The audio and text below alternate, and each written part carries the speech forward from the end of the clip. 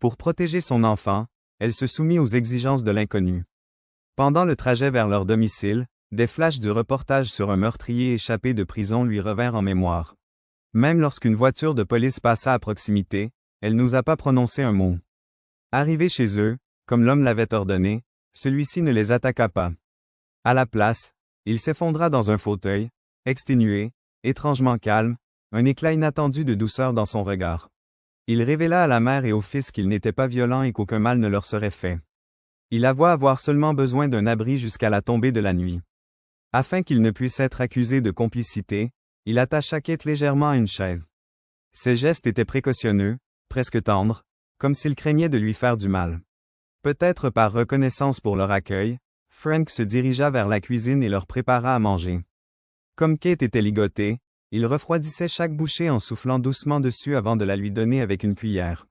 En observant cet homme attentionné, Kate trouvait difficile de le relier à l'image d'un meurtrier. Quand la nuit tomba, Frank défit ses liens avant de planifier son départ, mais le bruit d'une voiture de patrouille passant à proximité le força à rester encore un peu. Le lendemain matin, Frank se leva tôt pour préparer à nouveau le petit déjeuner. Cette fois, Kate s'approcha en tenant la corde. Avec une pointe de résignation dans sa voix, elle murmura qu'elle ne mangerait plus attachée, mais qu'il pourrait prétendre l'avoir fait si cela devenait nécessaire. L'attitude apaisante de Frank incita Kate à baisser légèrement sa garde sans même qu'elle s'en rende compte. Ses yeux trahissaient une certaine douceur naissante. Par gratitude pour leur aide, Frank se mit à donner un coup de main dans la maison.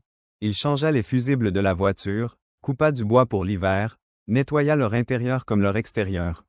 Il prit même le temps d'apprendre à Parker à jouer à la balle avec un ton sérieux et paternel, un rôle que Parker avait toujours désiré voir occupé dans sa vie. Kate observait tout cela, incapable de nier que son cœur commençait peu à peu à flancher. Un jour, alors qu'elle recousait soigneusement un pantalon déchiré de Frank, il remarqua une cicatrice sur sa jambe et l'interrogea à ce sujet. Avant qu'elle ne puisse répondre, quelqu'un frappa à la porte. Par réflexe, Frank tira Kate vers lui pour la protéger. Parker alla ouvrir et trouva un voisin venu apporter des pêches. Celui-ci les mit en garde contre la présence d'un fugitif dangereux dans les environs et leur recommanda la prudence. Parker élabora vite une excuse et fit partir le voisin. À cet instant précis, Frank comprit qu'il avait gagné la confiance du garçon. Il le félicita avec un ton empreint d'une fierté paternelle qui n'échappa pas non plus à Kate. Quelque chose d'indicible commença alors à grandir dans son cœur. Pour alléger l'atmosphère tendue, Frank proposa de préparer une tarte aux pêches.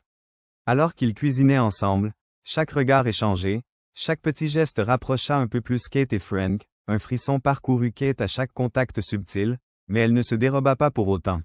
Parker sentit le changement chez sa mère, il devina qu'elle éprouvait quelque chose pour cet homme encore mystérieux. Les mains de Frank glissèrent doucement jusqu'à sa taille, et Kate ne résista pas.